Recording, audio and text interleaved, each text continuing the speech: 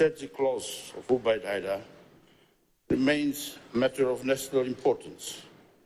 We owe it to his family, the boxing community, the Fijian people to present the findings of the Commission of Inquiry, address issues raised, and ensure that all necessary actions are taken to safeguard our athletes. Honourable Speaker, on the night of the 26th of October 2024, Ubaid Haidar faced Sydney-based Rungi Zhou in the IBO Asia Pacific Super Featherweight title fight in Nandi. Mr. Haidar fought bravely, but lost by technical knockout. Soon after the match, he collapsed and was rushed to Lautoka Aspen Hospital in critical condition. Despite the tireless efforts of the medical team, he succumbed to his injuries in November 2024. His passing is an immense loss to the boxing fraternity and to Fiji, a nation proud of its sporting sons and daughters. Honourable Speaker, recognizing the seriousness of the incident and its implications, the government promptly established a commission of inquiry. The commission was mandated to examine any lapses in safety protocols, assess the effectiveness of the medical responses, and recommend improvements to prevent such tragedies in the future. Despite delays due to the unavailability of key witnesses, the Commission has concluded its investigation, and I now present the key findings to this House. The findings of the inquiry.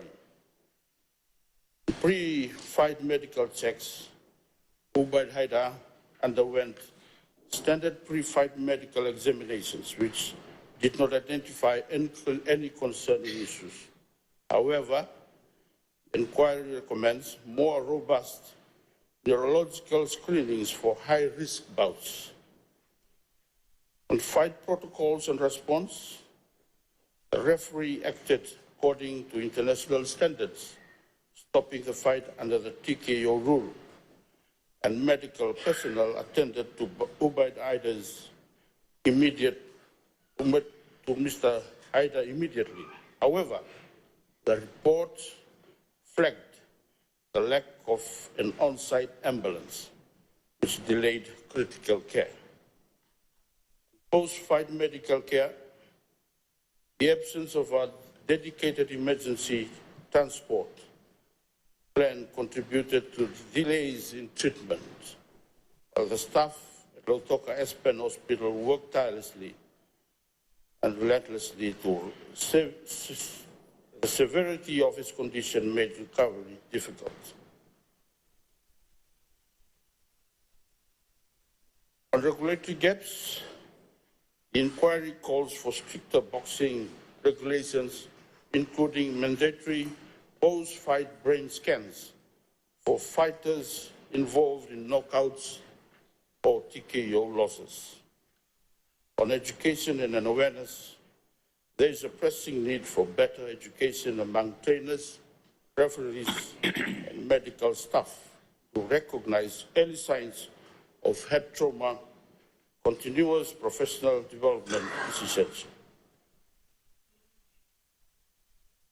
Honourable Speaker, in light of the Commission's findings, the Ministry of Youth and Sports, in collaboration with the Boxing Commission of Fiji, will implement the following.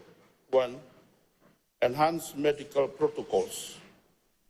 Mandatory pre-fight MRI or CT scans for fighters in national and international bouts. Post-fight evaluations for all knockouts or TKO outcomes. And an improved ringside emergency preparedness. 2. On regulatory reforms, stricter safety standards for professional boxing and regular compliance audits to align with international best practices. 3rd, on medical infrastructure improvements, Ambulance availability at all major combat sporting events is a must and will be adhered to very strictly. Presence of trauma specialists or neurosurgeons during high-risk fights should be available. Investment in ringside medical equipment and support. Fourth, on education and awareness, national campaigns on the risks of combat sports should be done.